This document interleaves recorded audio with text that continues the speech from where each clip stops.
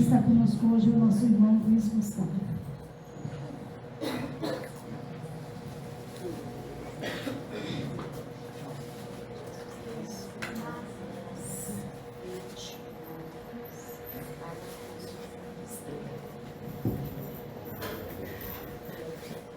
E aí, gente? Muito boa noite, todo mundo. Tudo bem com todo mundo? Beleza. Se não tá, vai ficar. Para isso que a gente está aqui. Bom, a conversa nossa de hoje é uma conversa que tem uma utilidade evolutiva bem interessante. Mas a utilidade evolutiva da conversa nossa de hoje precisa ser explicada. Senão a gente corre o risco de se perder muito num processo de santificação dos espíritos. E não é esse processo que a gente aprende dentro da doutrina. Nós aprendemos nas obras de Kardec que existem espíritos que, quando desencarnam, estão em estágio bem mais avançado do que a gente descobre que vários espíritos que desencarnam estão mais ou menos no mesmo estágio evolutivo que a gente, e existem espíritos que desencarnam no estágio evolutivo mais atrás do que a gente. E aqui não se trata de falar de espírito melhor ou pior, não existe isso na hierarquia divina, mas a gente tem espíritos mais avançados e espíritos que ainda não estão tão avançados. Então, a primeira coisa que é interessante aqui, que a gente, sempre que trabalha esses aspectos de conversa sobre mentores, o foco aqui é a gente não fazer idolatria, né? A idolatria é proibida desde o Antigo Testamento, né? E embora hoje o Espiritismo não proíba nada, ele ensina pra gente que os espíritos não estão aí para serem idolatrados, eles não estão aí para serem ídolos adorados. Porque desde que a gente conhece o monoteísmo, ou seja, Deus é um só, qual é o único ser que deve ser adorado? Alguém sabe? Só os encarnados agora, por favor. Quem é que deve ser adorado? Deus. Perfeito. Estamos alinhados na mesma página. Então, o que acontece aqui conosco? Deixa eu ver se eu consigo usar esse controle, porque eu nunca consigo usar esse controle. Estou evoluindo, aprendi a usar o controle. Aí, quando nós estudamos biografia de espíritos, a gente consegue, num cenário mais específico, aprender com a história desses espíritos. Então, a ideia é que quando a gente estude a biografia de um espírito, a gente consiga perceber traços importantes na história dele, e percebendo esses traços importantes, a gente aplique na evolução nossa. É por isso que a gente ouve falar, o espírito de Sheila, o espírito de Augusto César Neto, o espírito de Emmanuel, o espírito de André Luiz. E a gente ouve as histórias deles, e eles são muito gentis em fornecer para a gente a própria história deles, para que a gente perceba os erros e acertos que eles cometeram, e com base nesses erros e acertos, a gente consiga ajustar a nossa existência. Tá? No espiritismo mais moderno, vamos dizer assim, o primeiro espírito a fazer isso foi, aliás, na verdade foram dois, mais ou menos ao mesmo tempo. Emmanuel, com os romances espíritas, né? Ou os romances evangélicos, que vão aí desde há 2000 anos e vão passando depois por várias obras, Renúncia e muitas outras, contando a vida dele enquanto espírito. E André Luiz, na coleção André Luiz, onde começa com o Nosso Lar e vai vendo todo o trabalho dele, né? E o Nosso Lar fica bem focado na última existência dele, enquanto médico no Brasil. E aí, a partir do momento que ele vai avançando nas obras, a gente vê outras características. Mas um detalhe desse processo de biografia é que a gente consegue enxergar como é que eles enfrentaram os problemas. Como é que eles acreditaram em si mesmos nos momentos mais necessários. Como é que eles foram capazes de encontrar e explorar os seus talentos, porque isso é muito importante. Nós falamos muitas vezes na doutrina sobre os nossos defeitos, sobre os nossos pontos de melhoria. E está certo. A gente não tem que esquecer isso. Mas nós precisamos começar a entender que nós vamos conseguir superar a dificuldade que a gente tem quando a gente começar a usar os pontos fortes que nós temos para superar essas dificuldades. Então, vou dar um exemplo aqui. Acho que vocês não conhecem ninguém assim. Vocês já ouviram falar, por exemplo, de alguma pessoa que é fofoqueira? Alguma vez? A pessoa que é fofoqueira tem qual característica aí? Me digam. Repórter o tempo todo. Repórter sem salário? Repórter o tempo todo, é isso? Então, essa pessoa tem uma determinada característica, que é se comunicar e levar notícia a outros. Será que essa característica pode ser bem utilizada? Essa mesma característica? É isso, vocês pegaram a ideia. Então, quando a gente tem uma determinada característica, o pulo do gato evolutivo é a gente pegar essa característica que nós temos, que é um ponto, e transformar isso num ponto forte no nosso processo evolutivo. É essa a pegada. E aí, nessas biografias, a gente consegue ver lições de vidas super valiosas.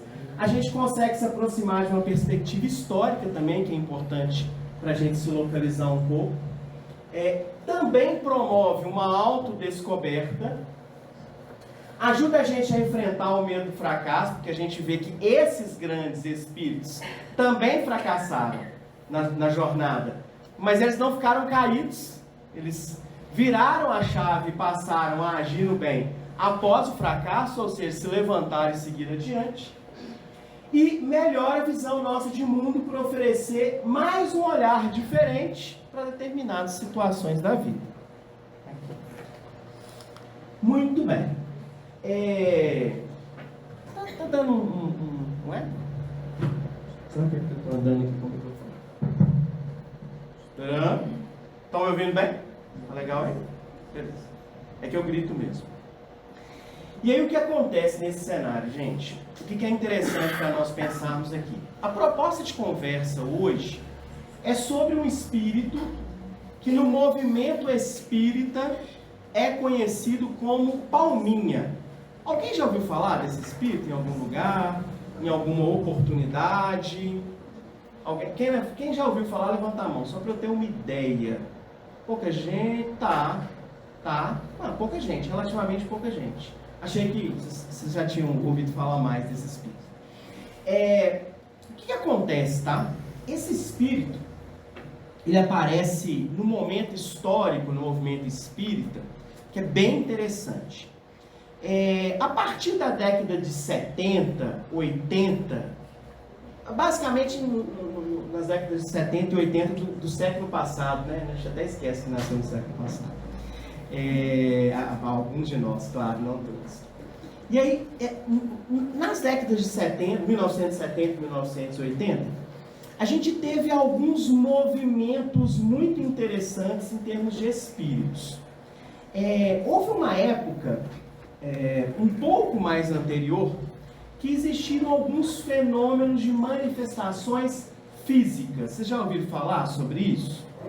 Quem já ouviu falar isso? Só para eu ter uma ideia dessas manifestações físicas, ok? É um pouquinho antes, começa na década de 50, 60, pega um pouquinho da década de 70, mas basicamente 50, 60. E o que acontecia nessas reuniões de manifestação física?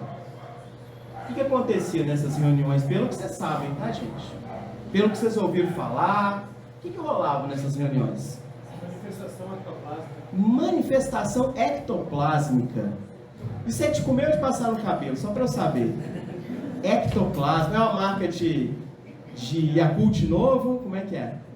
O médico desprendia e os espíritos moldavam, transformavam as formas locais para poder falar. O médium desprendia uma determinada energia, uma substância, que muitos relatavam como uma substância branca, meio leitosa, assim, parecendo uma cera de vela, pastosa. E aí o que acontecia? Esses fluidos saíam do médium e o que acontecia com esses fluidos? Matéria Materialização. Dava para poder ver espíritos se manifestando fisicamente.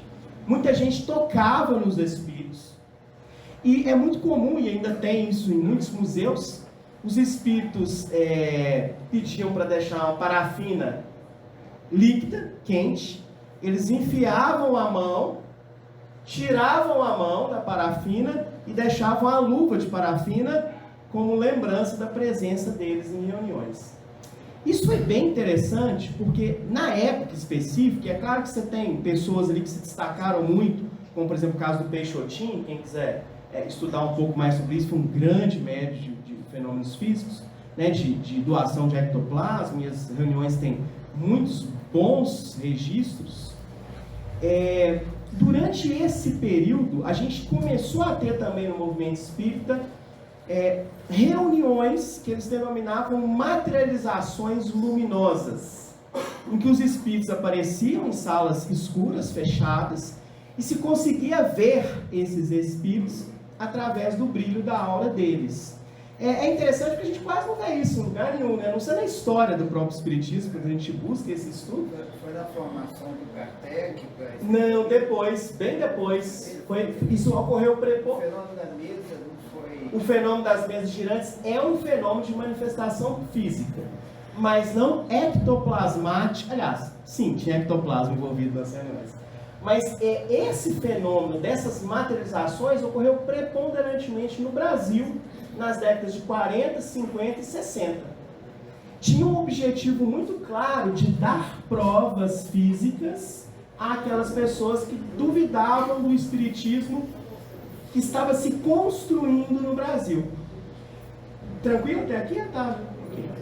Por que eu vou pular para esse ponto importante? Nesse momento, à medida que essas materializações luminosas foram avançando, a gente começa a ter manifestações de determinados espíritos, como, por exemplo, Irmã Sheila. Né? É um espírito que apareceu muito no movimento, inclusive um dos maiores grupos, né? Tanto de Belo Horizonte quanto de São Paulo, Irmã Sheila. São grandes casas espíritas que atendem uma quantidade gigante de pessoas. São espíritos que surgiram pós essa época da virada para as reuniões de ectoplasma, e claro, até hoje tem reuniões de manifestação física, mas não com a mesma intensidade. O foco hoje é outro, muda a lição moral dos tempos. E aí, nessa virada, espíritos começam a aparecer nesse processo, como Irmã Sheila, um outro espírito que aparece, que também é conhecido no movimento, chamado José Grosso, que começa a assinar muitas mensagens. Também aparece o espírito de Joseph Gleber, também tem uma pegada um pouco diferente, um pouco mais científica, mas ele começa a assinar algumas mensagens do movimento espírita.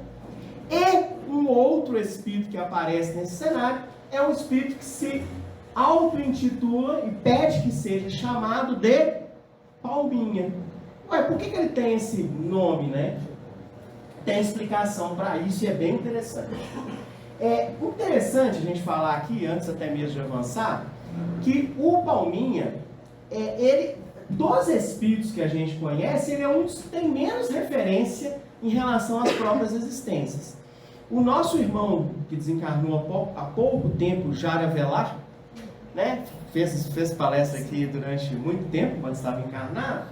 Ele desencarnou em 2024, 2023? Acho que foi 2023. 2023, realmente não me lembro, não me recordo. O Jário Avelar psicografa 2 obras do Palminha. O Tempo Não Volta, o Tempo Pode Esperar. E o outro livro é Babile, que são livros em que o Palminha conta histórias, são romances históricos, em que ele contextualiza. Mas o Palminha passa a participar de muitas mensagens do movimento espírita nas décadas de 70, 90 até os anos 2000. E o que é legal aqui é que proporcionalmente sabe-se muito pouco sobre ele. Então a gente tem basicamente uma mensagem que veio pelo N. Wendling, que a gente não vai se prender muito aqui, porque o foco é entender a personalidade para poder aplicar na nossa vida. Tem que ter um sentido prático isso que a gente está conversando. Mas ele é um dos espíritos que tem menos referências.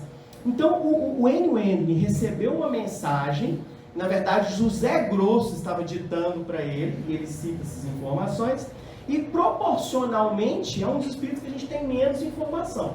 Mas um trecho muito curto, o José Grosso vai dar um script histórico ali dele, que vai ter alguns pontos bem interessantes para a gente vai conseguir passar a mensagem aqui inteira, porque é uma mensagem que eu não vou parar em muitos detalhes, porque eu não quero que ninguém durma aqui durante a conversa.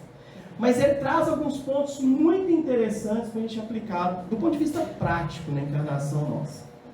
Então, ele é um dos que tem menos, né? Eu já falei com vocês, ele é um frequentador assíduo de muitas reuniões, participou muito de várias mensagens do que o movimento espírita conhece como movimento da fraternidade. Foi um movimento que aconteceu durante as décadas de 80, 90 e anos 2000. Minha família, né? Sua família? Casa, Abate, da cidade de Tarumirim. Da cidade de Tarumirim. Isso. A minha tia casou com um americano.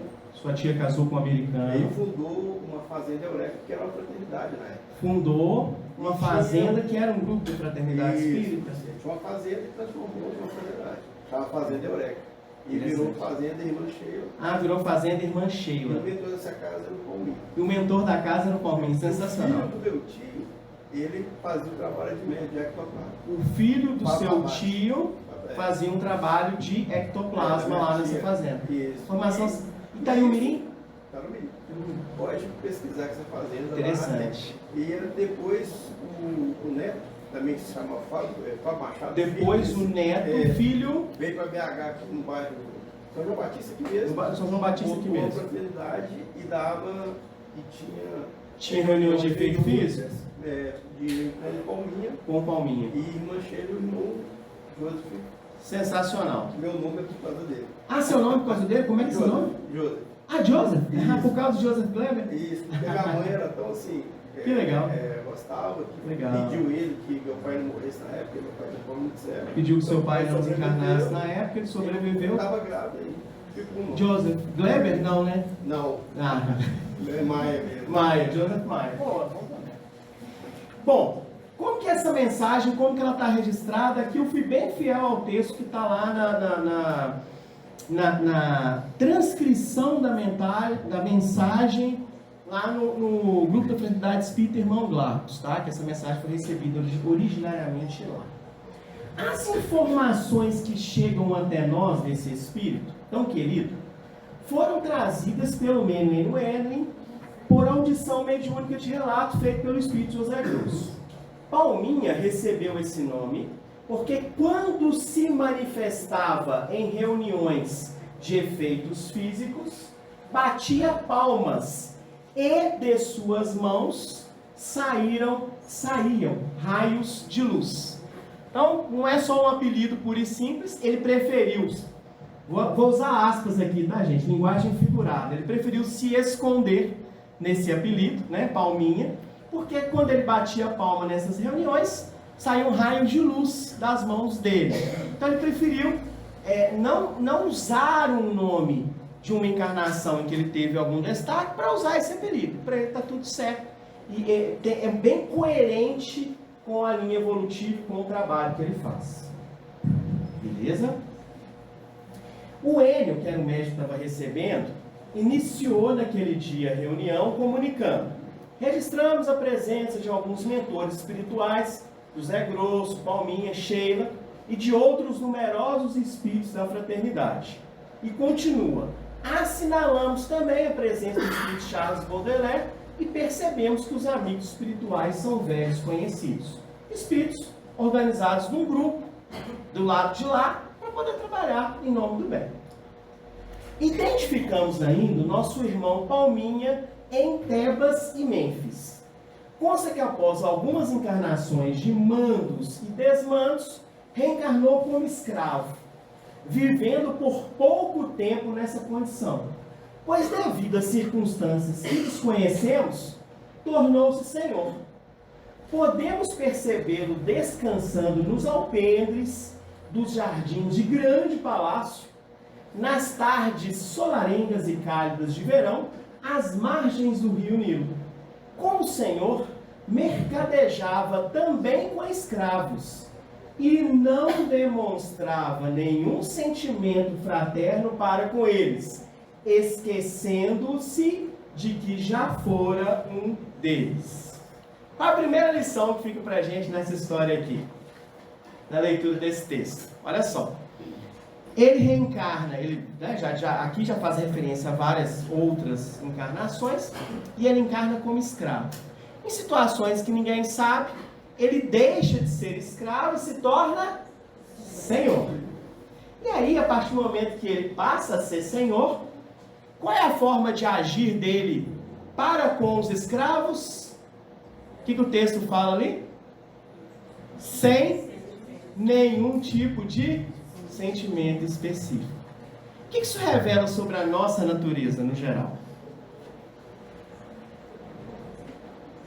O que isso fala sobre a gente?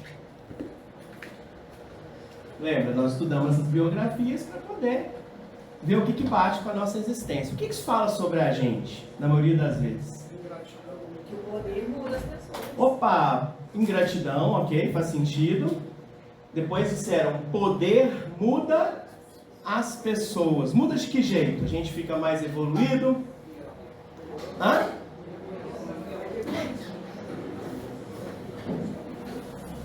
Vamos lá, gente. Agora um de cada vez. Porque se todo mundo falar ao mesmo tempo, eu não consigo ouvir vocês. Repete, Fernando. Repito. Eu vou até fazer de uma forma diferente. O que o fato desse espírito deixar de ser escravo e ter virado senhor, e a partir do momento que ele vira senhor, ele trata os escravos sem nenhum tipo de consideração? O que isso revela sobre a natureza humana? Só um parênteses. Claro. Em vida. Encarnado. Ele não reencarnou e... Ele reencarna como escravo, ainda encarnado ele se transforma em senhor, e quando ele se transforma em senhor, ele passa a tratar os escravos igual lixo. O que isso revela sobre a natureza humana? O que isso mostra na gente? Palminha é um espírito atrasado. Que coisa, isso aí jamais a gente faria esse tipo de coisa. Ele é porque é um espírito atrasado, não é isso? Nós somos imperfeitos. Somos imperfeitos, boa. O que mais? A cultura. Tem uma cultura, Isso é uma cultura. boa. Tem uma certa cultura, ok. Você se torna senhor, azar de quem é escravo, né? A cultura valoriza isso. Mas a decisão de agir assim é da cultura que a gente está inserido ou do espírito que está aprendendo a experiência? Eu acho que é do livre-arbítrio do seu espírito. Olha que interessante, gente. Nós sabemos que o ambiente exerce um grande poder sobre as pessoas. Nós sabemos que se uma pessoa nasce num ambiente muito complicado, se ela nasce num ambiente de crime, de ódio, existe uma grande tendência a ela refletir esse comportamento. Só que, por mais que a sociologia tenha suas teorias respeitáveis, nós não podemos nos esquecer que, em última instância, a decisão continua sendo do espírito, da consciência. Por mais que sua família seja uma porcaria, por mais que o grupo que você esteja inserido seja problemático, pode dar o nome que quiser. Em última instância, a decisão sobre acompanhar ou não esse grupo é do espírito. Você vê o exemplo, assim que a princesa Isabel assinou a Lei Áurea, os senhores de escravos subornaram o Marechal Deodoro para proclamar a República com a chave do copo. A gente vê muitos cenários onde ex-escravizados passaram a se tornar senhor. E o interessante aqui é que o problema em si não é se tornar senhor por si só. A vida tem papéis, a maioria de nós aqui foi muita coisa, de arcebispos a prostitutas. A maioria de nós já rodou muito nesses papéis. A grande questão é como a gente se comporta nesses papéis. Muitos de nós aqui assumiremos cargos de coletor de lixo a embaixadores e presidentes da República. A questão é como é que a gente se comporta em cada uma dessas funções, em cada uma dessas posições mundanas que são extremamente volúveis. Gente, a vida é uma roda gigante. Hoje a gente está aqui embaixo, amanhã a gente está lá em cima, depois embaixo de novo.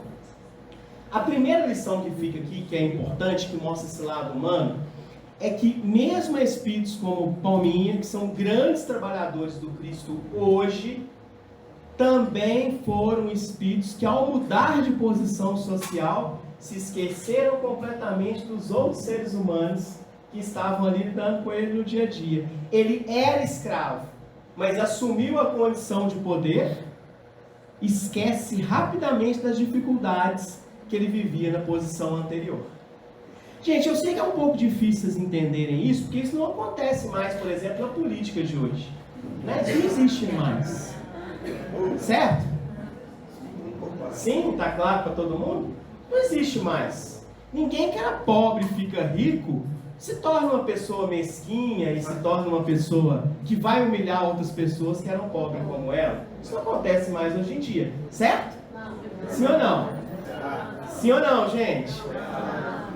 É claro que não. Eu estou completamente errado. Muitos de nós, ao mudar o papel social, acabam mudando a personalidade e às vezes exibindo uma virtude que ele tinha, de humildade, simplicidade. Quando vira, ele se esquece completamente. É da natureza humana. É um traço que nós precisamos trabalhar. Não importa qual é o seu papel. Você lembra que no início a gente falou da adoração, da idolatria? Não se deve idolatrar espíritos. Deve-se observar o exemplo deles e aplicar na nossa existência. A gente pode admirar sem problema nenhum. Mas a ideia é que não importa o nosso papel.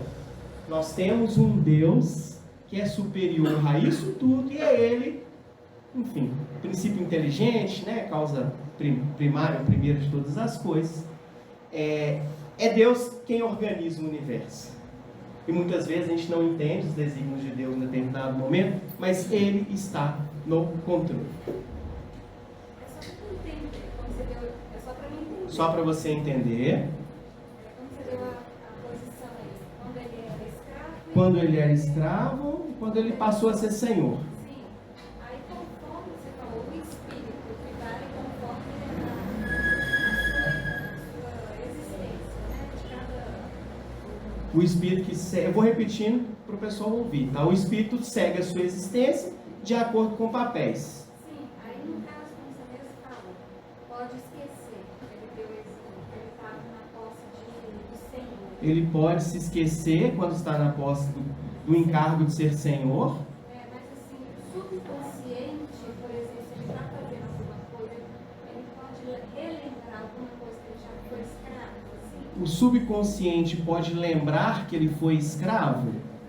É isso? Uma situação, ele está passando, como eu posso falar, uma situação na vida lá, ele relembra uma coisa assim. O espírito subconsciente é o espírito. Isso é bem interessante. Por quê? Nós, gente, põe uma coisa na cabeça de vocês. De forma simples, tá? Nós encarnamos para adquirir iluminação interior. Que papo é este iluminação interior? Tem que ir na CEMIG fazer ligação? Não tem? O que é isso? Gente, iluminação interior de maneira simples. Desenvolvimento de virtudes.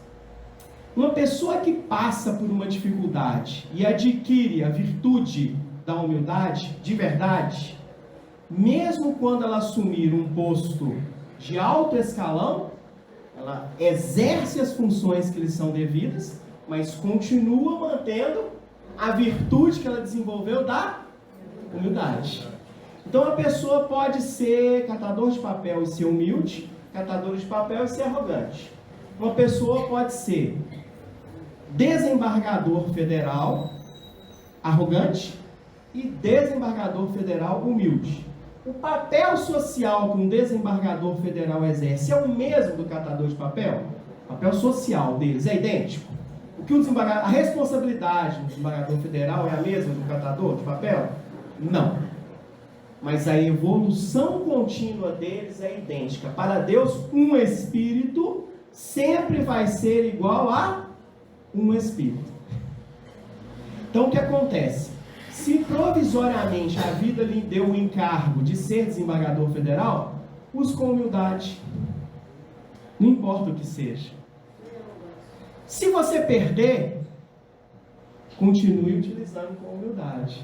Porque a vida tem papéis e a existência é múltipla. Vou repetir o que eu brinquei no início. A maioria de nós aqui foi muita coisa, de arcebispos a prostitutas. Já experienciamos muita coisa. Se a gente adquire a virtude da humildade, a gente leva isso adiante. Lembrando, gente, humildade não é a única virtude que deve ser desenvolvida. O Espiritismo ensina que a gente tem que desenvolver a caridade, o Espiritismo diz que a gente tem que desenvolver fé no futuro, o Espiritismo vai dizer que a gente tem que desenvolver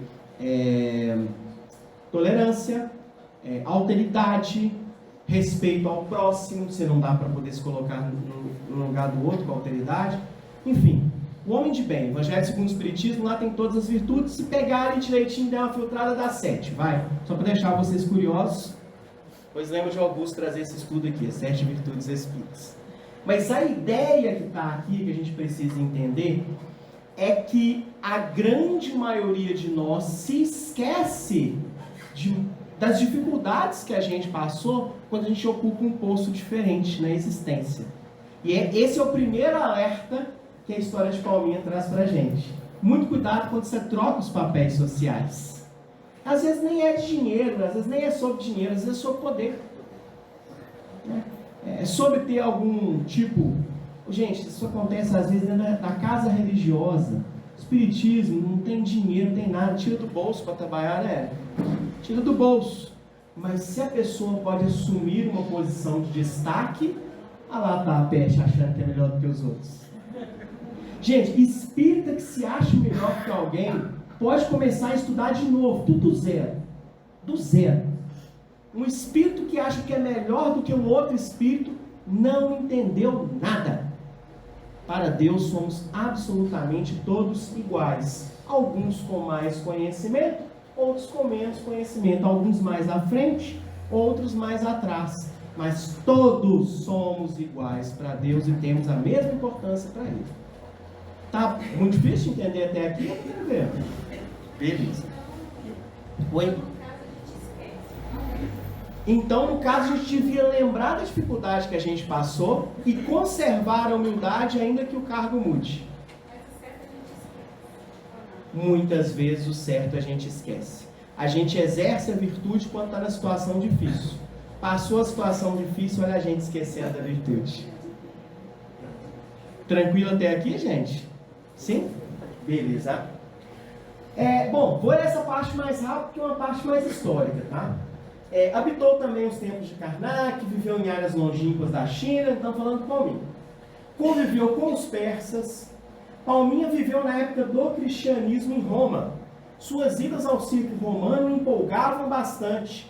Segundo Charles Baudelaire, que era um dos espíritos que estava lá, presente a esse relato sobre Palminha, a multidão sanguinolenta reunia-se no vasto circo de Roma. O Coliseu regurgitava, saía gente pelas tampas da beirada. Ao murmúrio sinistro dos patrícios e plebeus que buscavam na dor dos desgraçados o prazer e o tumulto. Só lembrando, gente, hoje a gente vai no estádio e torce para um time. Se o cara dá um drible lá, a gente fica doido para o jogador do nosso time dar uma cacetada no outro. Isso já é evolução. A gente ia ao estádio para ver pessoas serem comidas por leões. Então, já avançamos alguma coisa. Parafraseando um texto contado, né, de uma das histórias do Chico, o bilhar também é de Deus, eu vou dizer que o futebol também é de Deus, né? Se exercido de uma maneira ok, serve para aqueles espíritos que antes gostavam de ver o espetáculo da carnificina, de gente sendo comida. Então nós já avançamos em relação a isso. Vivendo em Roma, mas isso não quer dizer que você tem que bater, né, que é torcedor do time adversário amanhã não, pelo amor de Deus. Vivendo em Roma, Palminha conheceu e se identificou com muitos cristãos. Ouviam-os falarem de Jesus. Muitos deles, dessas pessoas que falavam com Palminha sobre Jesus, estão reencarnados e vivendo no Brasil de hoje. Naquela época, alguns fizeram parte dos 500 da Galileia. Não dá para entrar em muitos detalhes aqui, mas há um capítulo do livro Boa Nova, que é o capítulo 29, que se chama Os 500 da Galileia, que fala que Jesus se apresentou para 500 da Galileia depois de crucificado, morto, né, segundo a carne, ele apareceu para esses 500 da Galileia, está lá no capítulo 29 do livro Boa Nova. Seguindo de uma maneira mais objetiva, Palmina viveu e ajudou a destruir os templos de Heliópolis, incendiando-os. Conviveu no palácio do califa de Samira, sendo um de seus familiares. Olha aqui, olha, esse homem vai e volta para outro lugar, né? Renasceu na Pérsia, reviu a Índia, mas desejava nesse tempo algo mais da vida. Seus sentimentos começaram a mudar. Conviveu com amigos e ainda com a turba dos que gostavam de anarquia e destruição, pois seu passado falava muito forte ainda em seu espírito. Viveu ainda numa aldeia em Siniansk, ao norte do Império Chinês, participou das hordas de Gengis Khan, estreitou laços com afins. Tem um ponto bem interessante que eu queria parar aqui, que é esse aqui de cima. Renasceu na Pérsia, reviu a Índia, mas desejava nesse tempo algo mais da vida. Seus sentimentos começaram a mudar. O que é bem legal para nós aqui, é que alguém aqui, não sei se vocês já passaram por isso, quando a gente começa a adquirir algumas virtudes, vocês ficam felizes quando vocês conseguem, por exemplo, lá, o vizinho botou lá o funk 6 da manhã, você trabalhou 24 horas antes no plantão. Chegou em casa para dormir, a música estava no último volume, você não conseguiu nem tirar um cochilo. Qual que é a vontade de vocês, espíritos evoluídos que são? Que eu vou falar a minha vontade. Primeiro, qual que é de vocês? Fazer uma oração por ele, pedir que Deus ilumine. Eu não sei vocês, a minha vontade primeira é passar o rosto dele no muro de chapisco. Não é isso? Clássico nas conversas nossas, o hábito de passar a cara no muro de chapisco. Só que a gente já começa a desenvolver algumas virtudes pelo estudo. Então, primeiro impulso, eu vou lá e vou passar o rosto dele no muro de chapisco, mas aí vem uma ideia. Isso não é compatível mais com o que você tem estudado, com o que você tem desejado viver. E aí, nesse momento que você está levantando do sofá para ir lá passar o rosto dele no muro de chapisco, o que acontece? Opa! Não é mais isso que eu quero para mim. E aí você, com uma ideia nova, coloca um filtro à ação, uma barreira. O que é bem interessante aqui, é que muitas vezes, algumas pessoas, quando elas começam a adquirir virtudes, elas começam a se achar melhores que as outras, porque ela tem virtudes e o outro não tem. E o que é interessante aqui, é que às vezes nós pensamos que nós queremos fazer o bem, por causa dessas virtudes que nós estamos desenvolvendo. E isso não é a história da maioria de nós. A grande maioria de nós decidiu seguir o caminho do bem porque a gente já desejava algo mais na nossa jornada. A gente cansou de fazer o mal. Então a gente vai lá e reencarna num lugar, vai lá e passa a perna em todo mundo, engana, frauda, faz um monte de coisa errada. Aí reencarna ali mais pra frente, passa mais um monte de gente para trás, engana mais um monte de gente, é enganado, é passado para trás. Reencarna de novo, engana mais um monte de gente, passa um monte de gente para trás. Durante ali a encarnação, é passado para trás, é enganado, vive aquele rolo. Próxima encarnação, o que eu vou fazer? Passo os outros para trás, sou passado para trás, engano, minto, sou quê? Próxima encarnação, o que eu faço? Engano os outros, passo para trás, sou enganado, dou cano nos outros. Próxima encarnação, o que eu faço?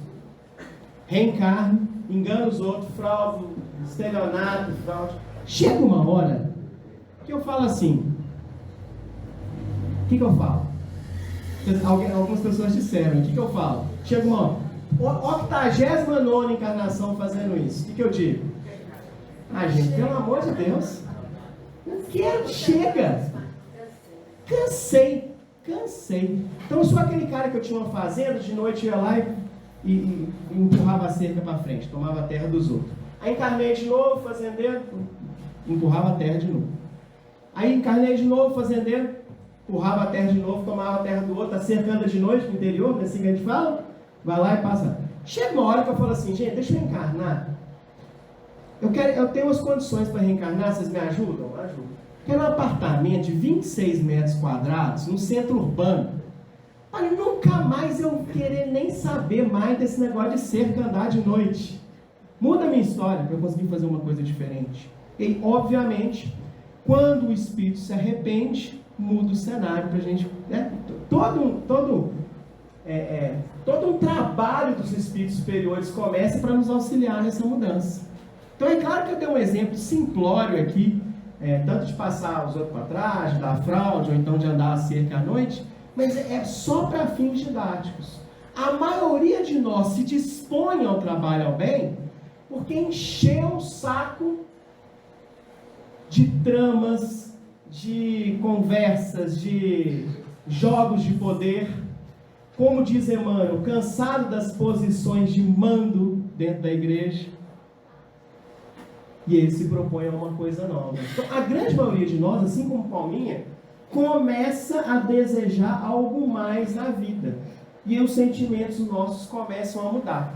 É pra gente botar a cabeça no travesseiro e chorar por causa disso? O que vocês acham? Ah, eu já fiz tanto mal, já enrolei, já fui enrolado, já passei os outros para trás, já menti. O que a gente faz? Vai para terapia, ou bota a cabeça, às vezes até vai para terapia, não tem problema nenhum. Mas vai pôr a cabeça no travesseiro e chorar? Vocês acham que isso é condizente com o que a doutrina ensina? Sim ou não? Sim ou não? Só encarnados? Sim ou não? Quem acha que sim? Levanta a mão, vamos lá. Quem acha que não? Levanta a mão. Tá, quem não levantou a mão acha o quê?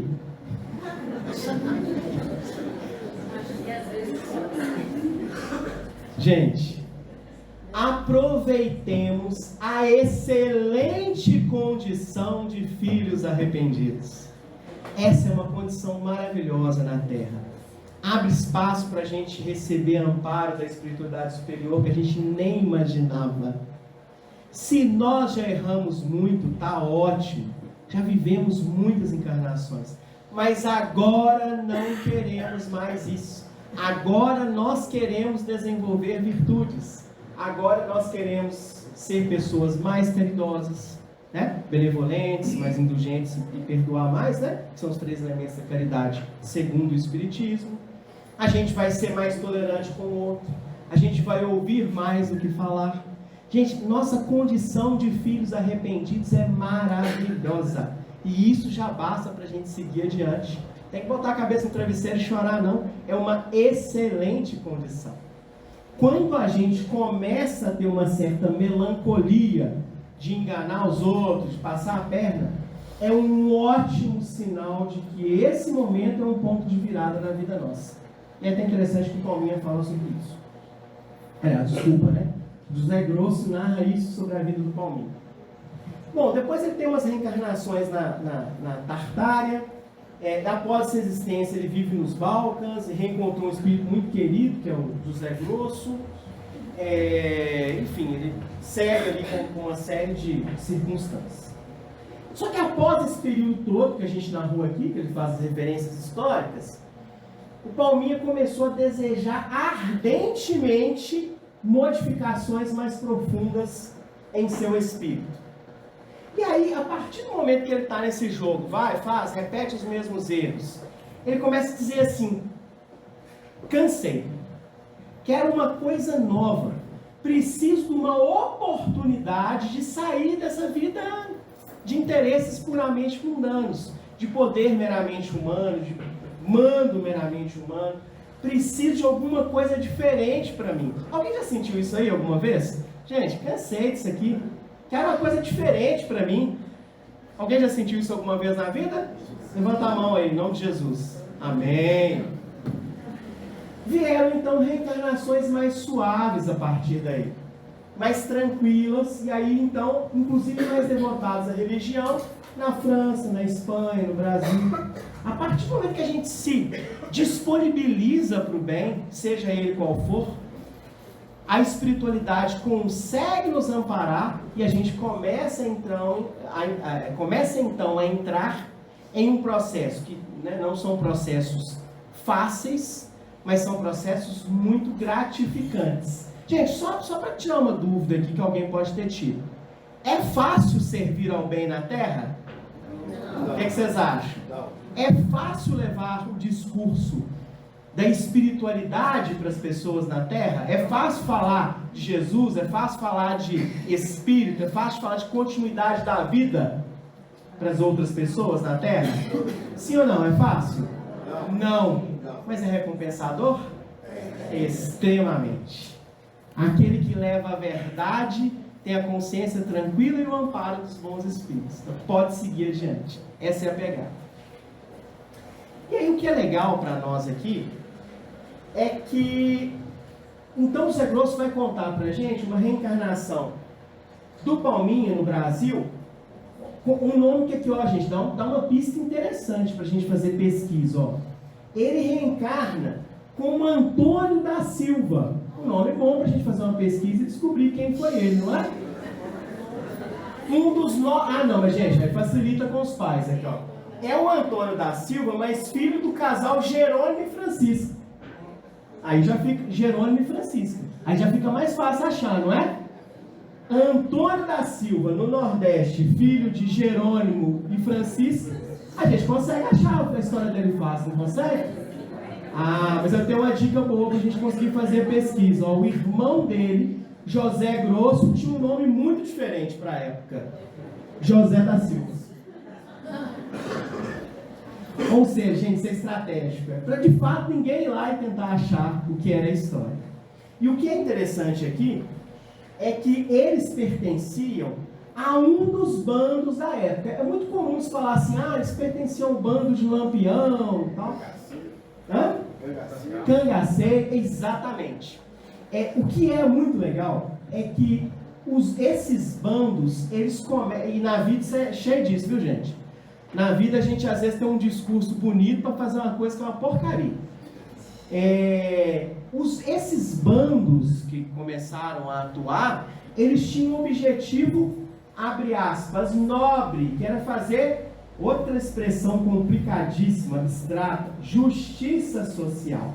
Havia muita desigualdade na época, o objetivo deles era roubar de quem tinha e dar para distribuir para quem não tinha. Só que nesse cenário, às vezes precisava desencarnar umas pessoas que não aceitavam muito bem a ideia, que se opunham ao processo. Eu sei que é um pouco difícil vocês entenderem isso, porque hoje em dia, ninguém defende a ideia dele a todo custo mais. Acabou isso, né? Ninguém no mundo mata em nome de uma ideologia qualquer. Não é isso? Acabou isso no mundo. Hã? Existe até hoje isso, de matar em nome de uma ideologia? Olha só que coisa, hein? Olha nós. Ele entra nesses bandos da época, lá na década de 30 no Nordeste, que lutavam contra a miséria e desigualdade. Essa era a proposta, lutar contra a miséria e desigualdade. Mas que também levavam muita dor e sofrimento às populações. Desencarnou com ferimentos no cerco policial na cidade de Floriano, no Piauí. Interessantíssimo aqui esse caso. Os espíritos contam que ele, quando tentava fugir, tomou um tiro e continuou correndo, sem perceber que o corpo tinha ficado para trás. Aí quando ele percebeu lá no final da carreira, né, da correria dele, que o corpo tinha ficado, aí falou, tem um cara ali caído, parece comigo. E aí que ele percebeu então que ele tinha desencarnado. Não se sabe quanto tempo ele levou até ser socorrido, mas como ele fazia parte de um grupo evolutivo, já vinha trabalhando há séculos, ele é socorrido, não por você, mas pelo outro Joseph, Sheila e José Grosso. Faltou um C no Sheila ali, gente. Com o passar do tempo, foi convocado a cooperar nas reuniões do grupo Sheila, em Belo Horizonte, e começa a se manifestar no movimento. Em sucessivas reencarnações, continua dizendo José Grosso, nosso irmão Palminha experimentou derrotas, conquistas e sofrimentos atrozes. Mais uma vez, gente, levar a palavra do Cristo é algo simples? Fácil? Não, mas é extremamente recompensador. Mas hoje considera o momento um oásis de bênçãos na tarefa junto aos companheiros espíritas do Brasil e da fraternidade. Em sucessivas reencarnações, nosso irmão Palminha experimentou... Opa! Eu lendo minha slide. Aí sim. Uma coisa que é muito legal. E muitos espíritos têm essa pegada. Vocês lembram que ele, durante muitas encarnações, ele ficou só repetindo os mesmos erros, passando pelas mesmas coisas? Né? Então, está nas posições de mando, repete a história, faz de novo e volta a acreditar nas mesmas coisas e vai repetindo o erro. Por causa disso, Palminha acaba desenvolvendo uma identificação espiritual com a gente, que é muito grande, porque ele também se sente uma pessoa que errou muito. Então, quando ele vê alguém como nós, às vezes repete os mesmos erros, ele fala assim, opa, olha um Palminha da vida ali, também repetindo os mesmos erros. Vamos dar uma oportunidade para que ele sinta ardentemente o desejo de mudar? E a espiritualidade vai trabalhando para que isso aconteça. E aí que ele quer ser lembrado apenas como Palminha, no caso dele, ele não assume nenhuma postura, nenhum nome mais de destaque em alguma encarnação, e ele sempre defende ali a importância do apostolado do bem, a simplicidade consciente e responsável. Dividir isso aqui nos tópicos, só para a gente começar a fechar a nossa conversa. Eu trouxe aqui um trecho curtinho. O Palminha tem N mensagens, né, em muitos grupos, através de muitos métodos. Psicofonia, psicografia, muita coisa. Mas eu trouxe aqui uma mensagem do jornal Evangelho e Ação, de dezembro de 98, que é um jornalzinho lá do irmão Glaucus, da fraternidade irmão Glaucus, né? E aí, o Palminha, numa reunião lá em 28 de novembro de 98, falou uma coisa que é muito legal, de aplicação prática, muito interessante para a vida nossa. A gente está aí nas dificuldades da vida, né? Os nossos olhos enxergam os caminhos empoeirados da estrada e sofrem. Quantas vezes aqui nós já passamos por uma situação em que estava tudo nebuloso, que a gente não sabia o que ia fazer, a gente não enxergava nada à frente? Já passaram por isso aí alguma vez na vida? Conhece alguém que já passaram? E aí parece que está tudo empoeirado, né? Parece que tem uma névoa ali gigante. O que não conseguimos ver é que a poeira está em nossos olhos, não no caminho. Quando nós falamos de estrada de terra, do mundo, do planeta, muitas vezes a poeira sobe. Mas quando a gente fala de evolução, o problema não é a poeira que sobe fora da gente. É a poeira que está nos nossos olhos. A maneira da gente enxergar a vida de forma complicada. E aí a gente não consegue, porque a poeira não está lá fora. A gente não consegue ver porque a poeira está aqui nos olhos da gente. E aí, para a gente já fechando a conversa, o que é bem interessante e é muito recorrente, inclusive para quem já presenciou algumas mensagens do Palminha. Alguém aqui já ouviu alguma psicofonia ou já leu algum texto alguma vez? Palminha? Pouca gente, ok? Um traço de personalidade muito interessante para a gente é que ele sempre demonstra ser um espírito incansável na seara do bem. Sempre que ele aparece, continua com o mesmo ânimo, com a mesma disposição. Nós sabemos que em muitos casos, muitos de nós oscilamos em relação ao humor. E uma coisa que é bem interessante nesses espíritos que estão um pouquinho na nossa frente, são que eles conseguem manter a alegria de servir no bem.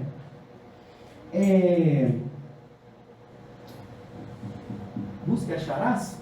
Como é que é o nome daquele livro que o Emmanuel faz junto com o André Luiz, e cada um é um capítulo? Busca e acharás? É um capítulo do Emmanuel e um capítulo do André Luiz. Do Emmanuel e do André Luiz. Acho que é busca e acharás. Não é pedir o que tereis. Acho que é busca e acharás. Podem pesquisar no Google depois que ligarem o telefone. Acho que é busca e acharás mesmo. No capítulo 8 desse livro, que se chama Cartas de Paz, tem um parágrafo curtinho em que esse texto é do André Luiz, esse texto não é do Emmanuel. O André Luiz vai dizer assim para a gente: a alegria é algo, que é a construção, que é muito interessante, nós devemos nos manifestar com alegria. Mas o que é mais interessante nesse processo é que sempre a gente demonstrando alegria no processo que a gente está, a gente garante que, em muitos cenários, a alegria é o único patrimônio que a gente consegue, talvez o único, ele diz, talvez o único patrimônio que se pode oferecer mesmo sem ter. A gente pensa que é estranho isso, né? Geralmente a gente dá alegria para alguém quando a gente também está se sentindo alegre. Quando a gente está triste, geralmente o que a gente passa para as outras pessoas? A maioria de nós, tristeza. Mas ele chama a atenção que a alegria talvez seja, ele diz isso, o único patrimônio que a gente consegue compartilhar mesmo sem ter. E o que é legal aqui, por exemplo, a gente chega na casa espírita aqui, enfim. Vocês acham que os tarefeiros da casa espírita, eu vou usar a Érica aqui como exemplo, porque a Érica é uma pessoa, está numa evolução bacana, né? Problemática toda a vida, mentira, é uma gracinha. A Érica recebe vocês com um sorriso, dá um abraço, está sempre rindo, ou qualquer dos recepcionistas que a gente tem aqui na casa, ou em qualquer outro grupo. Você acha que essas pessoas têm problema na vida delas? A partir do momento que elas se tornaram espíritas, todos os problemas desapareceram. O que é que vocês acham? E essas pessoas, mesmo assim, conseguem ser alegres com vocês? Mesmo tendo problemas na vida delas? Sim. Olha só, o trecho do livro deve estar certo. Porque a alegria é o único patrimônio que a gente consegue oferecer, mesmo sem ter. Porque vem de uma decisão íntima da gente em ser alegre. E aí, claro, né, gente, o caso do Palminha, em sucessivas reencarnações, passou por experiências de dor e aprendizado. Claro, infelizmente, a grande maioria de nós cresce pelas dificuldades. Só que, quando nós passamos por essas dificuldades de maneira altiva, quando a gente passa por essas dificuldades mantendo a fé no futuro, mantendo a fé em Deus, sabendo que aquilo é para algum aprendizado, a gente vai ser depois acolhido pelos nossos amigos que estão mais adiante, seja encarnados ou seja desencarnados. E ele sempre é descrito como um espírito simples que valoriza o momento atual como um marco decisivo para a evolução. Muitas vezes a gente fala muito de futuro, muitas vezes a gente fala muito do que vai acontecer depois. Mas a grande questão é que nós temos na mão apenas o presente. São as decisões e ações que a gente toma agora, pequenas, que vão reverberar, que vão gerar efeitos na nossa vida futura. Então muitas vezes a gente descuida das pequenas ações, a gente descuida dos pequenos comportamentos. E é claro, não é para ninguém ficar paranoico aqui, achando que vai virar santo de um dia para a noite. Na verdade, nem é sobre virar santo, vai? Mas nós não vamos transformar, não vamos dar saltos evolutivos. Mas as pequenas decisões em que a gente se mantém fiel aos princípios da doutrina, que a gente se mantém fiel aos princípios que a gente aprende, sobrevivência do espírito, prevalecência do bem. O bem sempre vai vencer na Terra, não aconteça o que aconteça. O tempo passa, mas Deus continua no comando. Quando a gente toma decisões baseadas nisso, a gente vai construindo um futuro nosso, que é um futuro de iluminação. De iluminação porque vai baixar uma luz na gente? Não, porque nós estamos aqui para desenvolver virtudes, e esse é o trabalho nosso.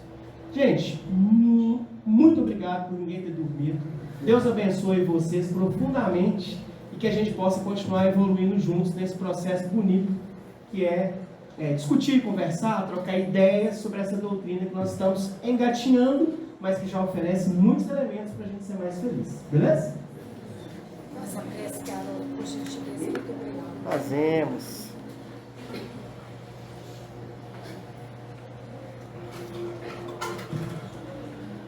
Vamos fechar os nossos olhos, aqueles que se sentirem à vontade. Vamos procurar sentir a presença da espiritualidade amiga, em que muitas mitologias foram chamadas de anjos do Senhor. Todos nós aqui reunidos, alguns um pouco à frente, outros um pouco atrás, todos aqui, em nome de Jesus, te agradecemos, ó Senhor, pela oportunidade de estarmos reunidos em Teu nome. Sabemos que em muitas oportunidades trabalhamos e operamos como espíritos que estavam visualizando apenas as coisas da terra. Mas agora, Senhor, aproveitando a excelente condição de filhos arrependidos, te pedimos nova visão, novos sentimentos, novas emoções e novas ideias.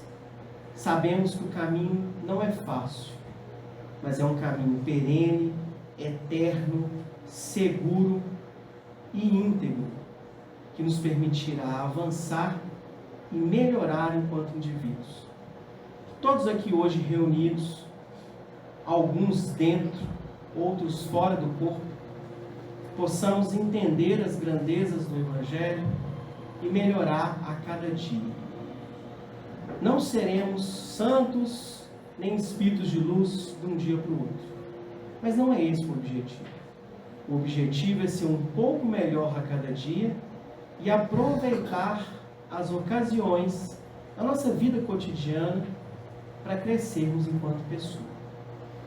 Senhor, nós te pedimos as Tuas bênçãos e que possamos receber em nosso coração todas as luzes desse ambiente.